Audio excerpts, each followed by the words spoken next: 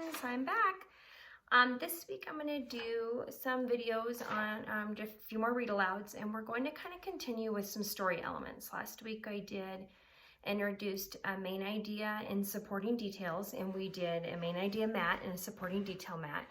We're going to be kind of continuing with that pattern as I do read alouds and just focusing on different story elements. So today we're going to be doing characters and setting, and there's going to be a document that looks like this, characters and setting mat in Google Classroom today, that I will have you complete. I'm also going to be attaching this example character and setting mat that I did on the book I'm going to read to you today, just for you to look at and refer to.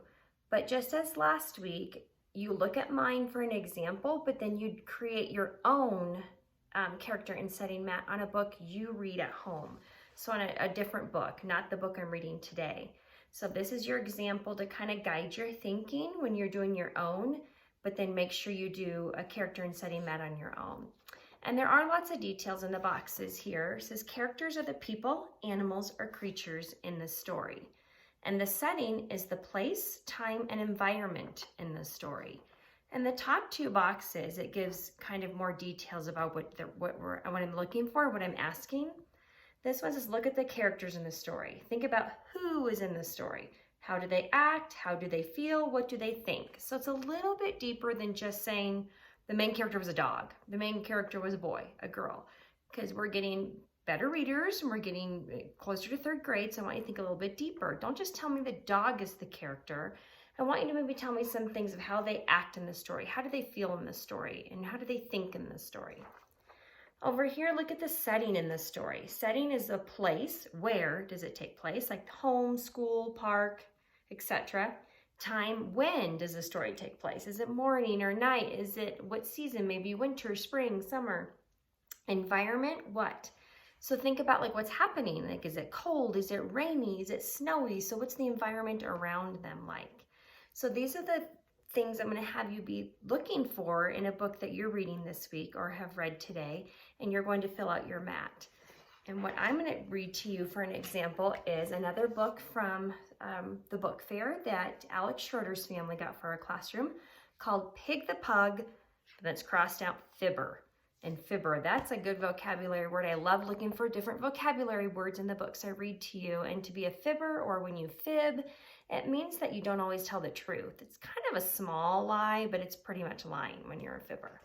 So I know you guys love these Pig the Pug books. They're pretty funny. So let's see what Pig the Pug is up to this time. Oh, sorry, by Aaron Blabby. I want you also to make sure you're looking at the author. Pig was a pug, I'm sorry to say. He would often tell lies just to get his own way.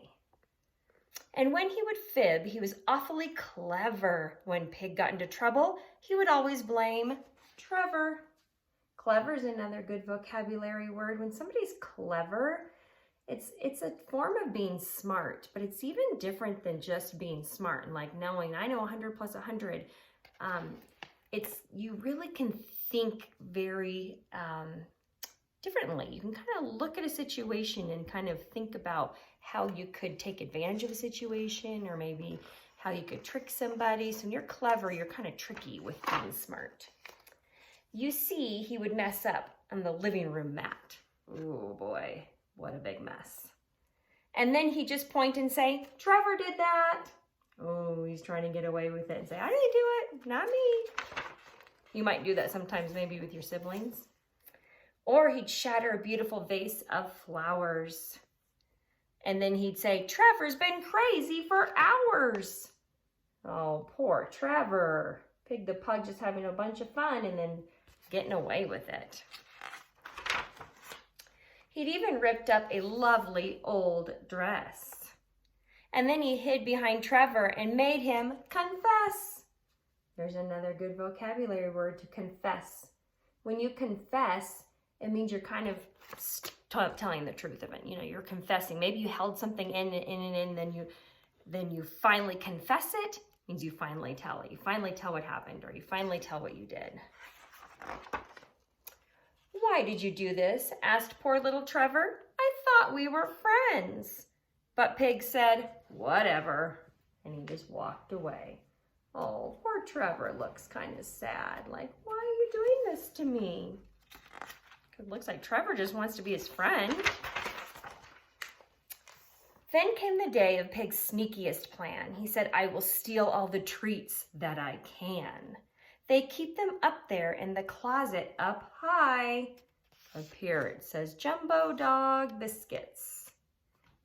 Look at his face, Pig the Pug. But before I can get them, I need a good lie. Ooh, he's got to think of another lie to tell. How is he going to get Trevor this time? And with that, he let it rip. It was stinky and grim. Oh no. And then he pointed at Trevor and said, it was him. Poor Trevor's just innocently there. And Trevor's always kind of there, right? In the wrong place at the right time for Pig the Pug. So Trevor was taken outside for some air. That was Pig's chance, and he climbed on a chair. Those treats will be mine, and I'll gobble them all. Uh-oh, look at him. Looks like he's getting them. They're starting to fall, but I see this string he's holding on to. He's like biting on this like rope. But behind all those treats, if you look really close, you might see something behind those bag of treats that might cause a problem. Was an old bowling ball. Ooh, if you know anything about a bowling ball, it is extremely heavy and can really do some damage if it were to fall on you, on your foot, or oh, that's not like just a bouncy ball falling. These days it's different, I'm happy to say. Pig has stopped lying. Hip hip hooray! Oh, Trevor looks happy now. He's like, oh, I have my friend. He may have some bruises and one less front tooth, but he sure learned his lesson. Sorry, the page is stuck together. And that's the truth. Oh, look at poor Pig the Pug. Actually, maybe not poor Pig the Pug. Maybe he kind of deserved it because he learned a lesson now from it. Well, I know one thing, Trevor was happy that that happened because now it seems like Trevor isn't going to get in trouble all the time now. Okay, so this is just a fun, cute book, and I did the character and setting mat on this. And for character, it says, who's in the story? So Pig the Pug was the main character, and then there was Trevor. But then I went further. How do they feel? How do they act? I said Pig lied a lot to get Trevor in trouble. Pig was happy he got away with all of his lies until one day when he got hurt. So I kind of went further and talked about some things he did and how he acted in the story. And the setting, place, where, when, and what. Place, he was at the Pig and Trevor's house. When, it happened during the day. And what, it seemed to be like a nice sunny day. So she met Paige where they took Trevor outside. I noticed that it was sunny and looked like good weather. So setting sometimes can be tricky for all three of these if you don't have a lot of details in your book that are explaining that. So just do your best and kind of read within the lines and look at the pictures to see what you think.